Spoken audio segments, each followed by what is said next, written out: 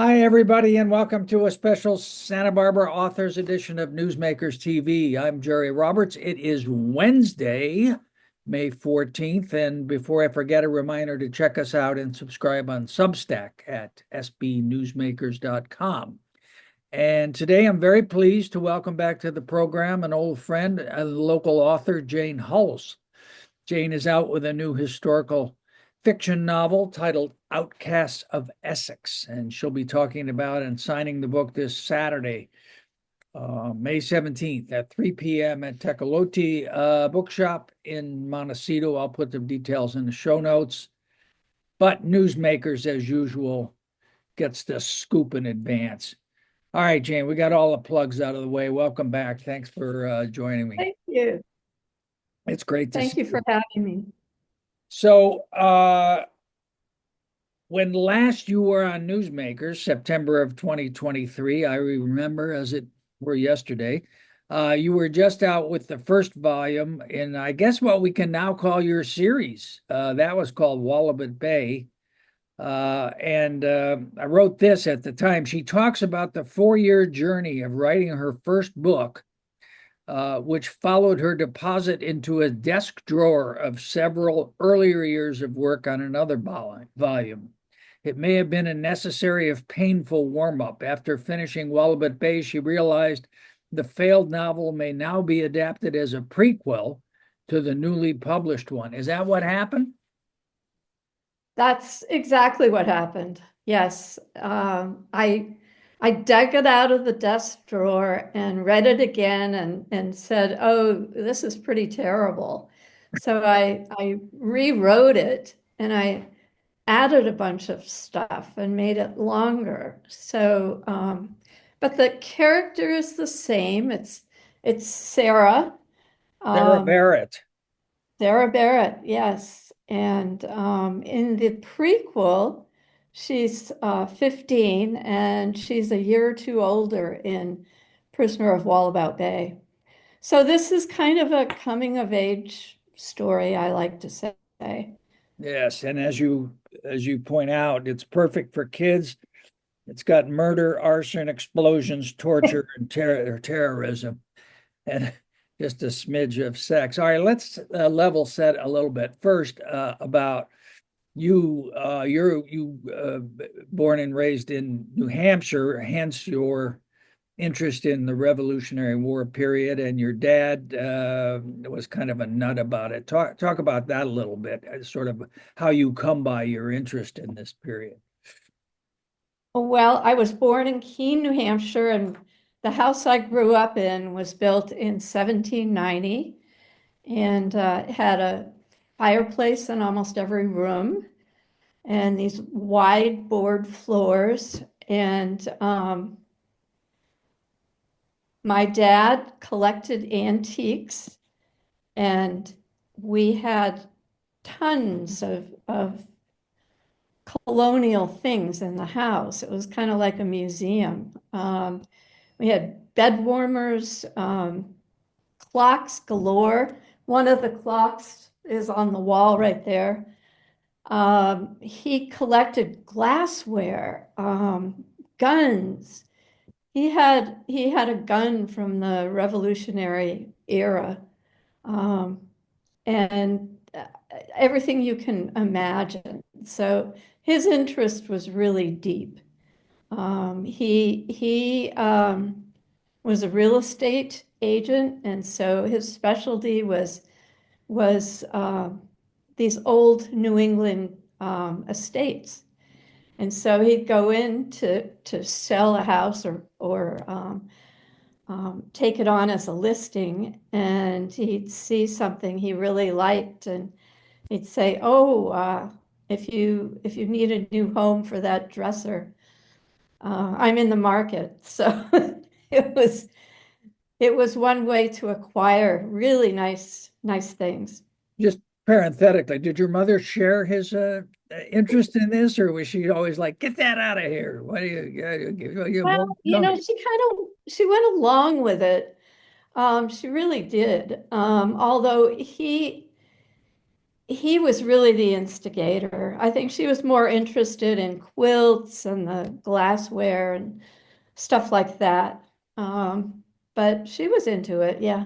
And of course, the uh, geography where you grew up was kind of steeped in Revolutionary War stuff. And I think at one point you said that the genesis for either this book or the earlier book or both books was your dad. There was a cave where Yes, loyalists used to hang out or used to hide, I guess, near your home. Talk about yes, that. yeah. Well, my dad was very athletic, and so we went on a lot of hikes. And he once took me to this cave, not too far from my hometown, and told me the story about this loyalist who was really despised by the entire town. And he hid out in this cave to escape being hounded by them. And his long-suffering wife would bring him food. In fact, one of the reasons he was so despised was because at that time, tea was a big no-no for the Patriots. And he took it upon himself to go to Canada and bring back a whole load of tea and sell, this illegal tea. And so the town just hated him, just hated him. So that's how he ended up in this cave. And I thought, oh man, what a great story. And it stuck with you your whole life. Yeah, yeah, it did. It did. I mean, I think kids are always interested in caves and things in the woods. And so, so was I. Yeah. And there's a couple of themes to the book that are there. The first book, Wallabout Bay, was, as you say, the central character is a teenage girl, 17-year-old, and it focuses on this prison ship, this British prison ship that's in the bay, which is one of those true actual facts of history that you weave into the fiction, which is kind of the trick, I think, in writing historical fiction. Mhm. Yeah. Now, this one takes place a couple years earlier, but some of the themes are the same. You have the tension between the loyalists and the patriots, and her dad is a loyalist uh, publisher, I guess, newspaper publisher. Mhm. But Yeah. we also get to smallpox and vaccines this time, which you know, Yes. RFK Jr. plays a starring role or something.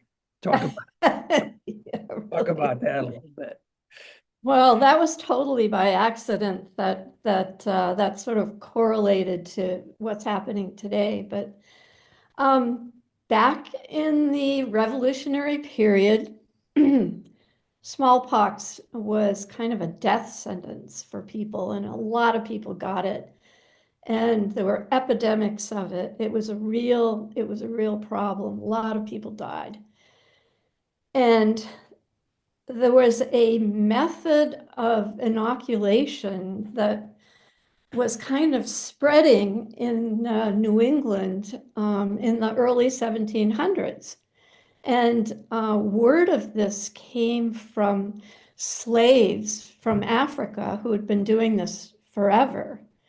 You And don't have to describe the whole gruesome thing, but oh, suffice it to suffice it I to say was looking it forward wasn't to a that. shot, right? I know you were, but we have, we have standards here. Okay, all right. Okay. I won't go into Not too detail, much. but You can hint around the edges, but okay. Well, for one thing, you had to have a person who was actively sick with smallpox. And the person who was going to be inoculated had to be willing to have a little tiny cut put in his arm, and then material from the smallpox victim would go into the arm, get wrapped up, and Then, if things went really well, they'd get mildly sick in about a week or two, and maybe have a couple of pock marks, and that was it. That was it. After that, they were immune from getting it again. And so it was kind of this miracle cure in a way, but it didn't always go well. Some people died anyway. It wasn't perfect. And it required the people who were undergoing this to quarantine themselves for about a month. Yeah. And Well, and the other, I mean, I think it's interesting. We were saying about these kind of actual historical events that feature in the book. I mean, this was like George Washington.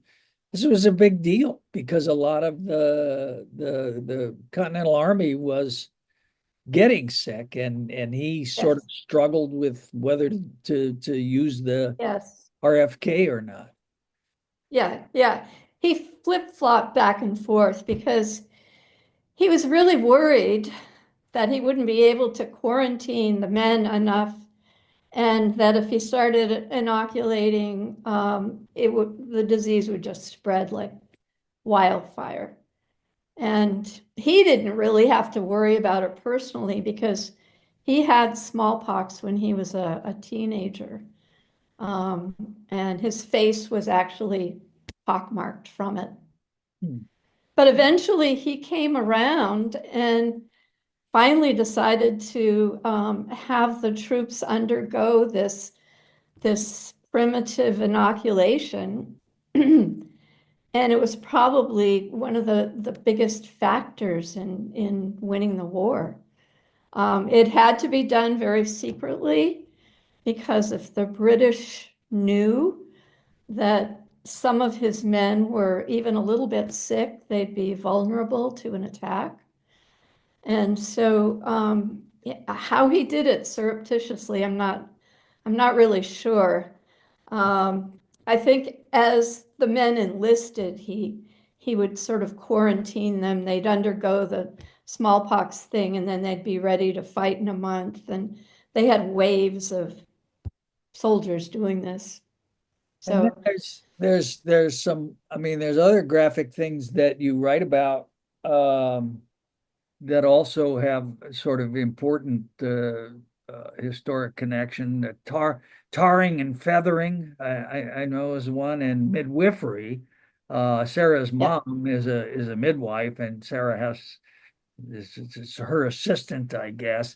So then we talked about this a little bit when you were on last time, but the issue of historic accuracy and precision. How do you go about determining that what you're writing is not just some flight of fancy, but is actually based in in history? I have tons of books, these arcane books.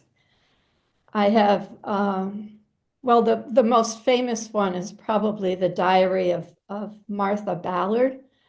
She's this very well-known midwife from the 1800s. And so I picked up a lot about childbirth and dysentery and how she prepared ointments for different problems, and just the tortures of taking care of people in a climate that was, deadly in the winter. So I love reading these diaries and historical nonfiction. And so I kind of absorb all this stuff. And the writing process is kind of tedious because when you're creating something, dialogue or a scene or whatever, I feel compelled to double check every little thing. And so I go down these, I call them rabbit holes, to investigate, how did they make church bells at that time? What were they made of? I don't have a clue. And I've got Sarah ringing a church bell. Well, I want to describe the church bell. And so, you have to look up everything. So it's not for the faint of heart. How about the tar and feathering? What did you was that how'd you learn about Well, I had always assumed that that was kind of a myth, that nobody got tarred and feathered. But actually, I found out that there were something like 70 cases of tarring and feathering back during the war and just before the war. And most of the cases involved tax collectors or government workers, customs workers, people who were reviled like by the the patriot. precursor of Doge that went after them? You could say that, yes. And so when you think of tar and feathering, you think of the tar that goes on our roads. And that's not what this stuff was. This is like pine tar that's different. It's a natural thing, and they would collect it and they would use it to seal the bottoms of their boats. Mhm. So they would use this tar, they'd heat it up and smear it on some objectionable person's body, and then dump a load of feathers on that person. And then, if that wasn't bad enough, they would hoist him up on a rail and parade him through town, and people would throw garbage at him, and I understand it was just very uncomfortable. But And apparently nobody died from this. I don't know why, but some people almost did. There's one case where somebody was tarred and feathered, and then they forced tea of all things down his throat. It's kind of like a waterboarding case from, the Rev War era.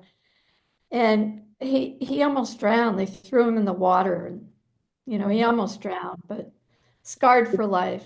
did you say 17 cases or 70 cases?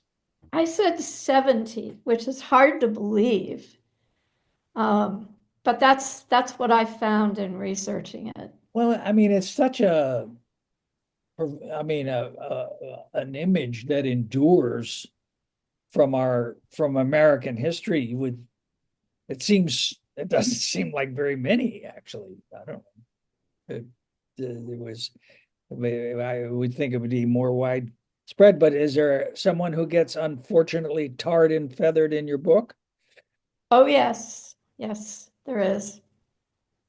Goes through the tortures of hell. And um, Let's talk a minute about Sarah, uh, your protagonist, uh, who I described as a proto-feminist last time, and then some. because she wants to be a journalist.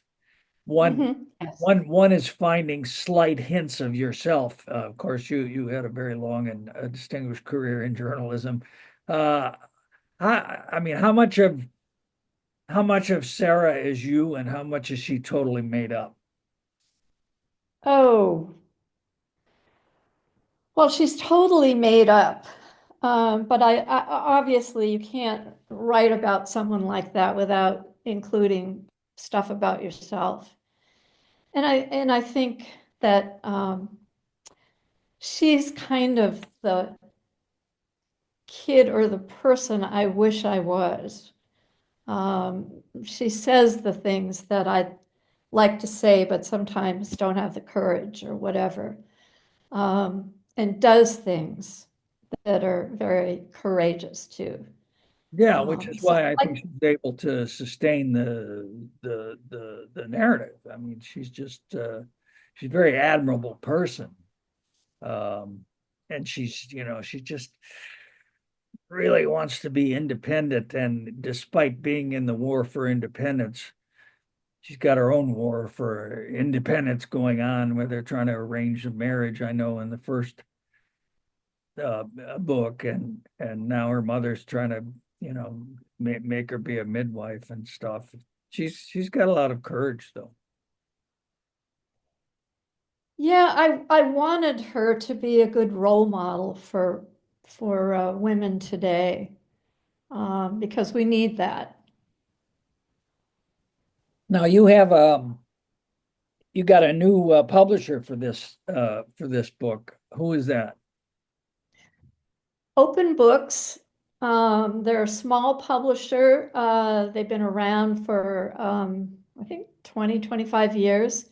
Are they They local or are they based in California or they're an American couple. However, they operate in Greece on the island of Corfu, of all places. Um, but smart? just about all of their authors are American, and they both grew up here and are American. And they've been great. They've been really good. Yeah, They, it seems like they're doing a little more marketing for you this time. yeah, they are. They are. They're real partners in this whole endeavor. So, And how did you pivot to them? What was that? How did you find them? well, if you remember, my last publisher died and the company folded. And so I had to find a new publisher for this book. Um, So I just started looking around for publishers, small publishers who were interested in historical fiction. And there aren't that many out there. Um, and I just started sending out queries and found this one who liked the story a lot. And in fact, they are republishing my first novel with Are a they? different cover. Oh, that's terrific. Yep. Yeah, yeah, yeah. So so there'll be a series of two and maybe if I live long enough, three. Are you So are you writing the third one yet? well, I have started. I have kind of an outline of where I want to go with it. And I've started writing a little bit, but it takes me a while to get over the oh, this is a crappy idea. This is terrible stuff, to actually get it done and start rewriting it. So I go through all the self-doubt first. Yeah, that's a problem. It Yeah, is. yeah. I think a lot of writers do that. And A lot they'll of write a people who chapter. don't become writers because of that, because of their little I wonder. Yeah. I mean, a lot of people write a chapter and go, "Oh man, that's just terrible," and toss it. And that's just part of the process. You write something god awful, and then there's a shred of something in there that you like, and then you keep plugging away on it, and eventually it turns into something passable. Well, your career as a journalist probably helps with that. I just remember so many nights leaving the news press and Jane sitting there literally pulling her hair at 10:30, and it's like, I'm getting close on this one. And it's, yeah. Those were the good old days, weren't they? Well, I guess they were. I guess they were until they weren't. Yeah. All right. So is this, do you think the third one's gonna, just in terms of the temporal setting, it'll go into the future when Sarah's older? Well, she's going to be a little bit older, not much. And it's Did she ever marry that apprentice? I forget. no, no, no. He was terrible. He was But there. Oh, she you're fell in love spoiling. with the guy on the boat. Yeah, yeah. Well, anyway, she ends up in the third book. She ends up in Philadelphia, the hotbed of the revolution. And this story is going to focus on the 8 or 9 months that the British occupied Philadelphia, which I never knew. They took over the town, and the story has to do with Quakers who eschew anything violent and are very anti-war. So Sarah gets involved in that. So it's another little niche of history that I love to find, Yeah. going down these rabbit holes. Yeah. All right. So I've been reading diaries of people in Philadelphia during this time. So to get ready to So write something. this would be before the Constitutional Convention. Well, they were going on. They had meetings in Philadelphia, but when it was apparent that the British were going to take over Philadelphia, they fled to another part of Pennsylvania and stayed out of the city for the next 9 months. And then when the British left, they came back. So All right. Well, Jane, thank you so much for talking to us today. I want to get the details right again.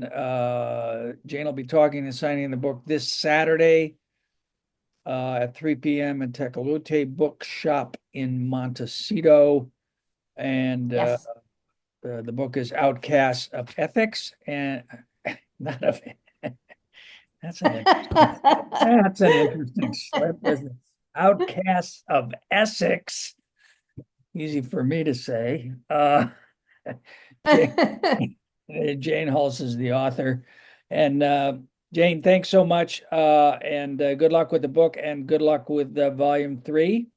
And Thank you. say hello to the great man in the Bat I Cave. I certainly will. Thank you so much for having me on. Okay. Say Take care. hi to Linda. Okay, take care. Bye.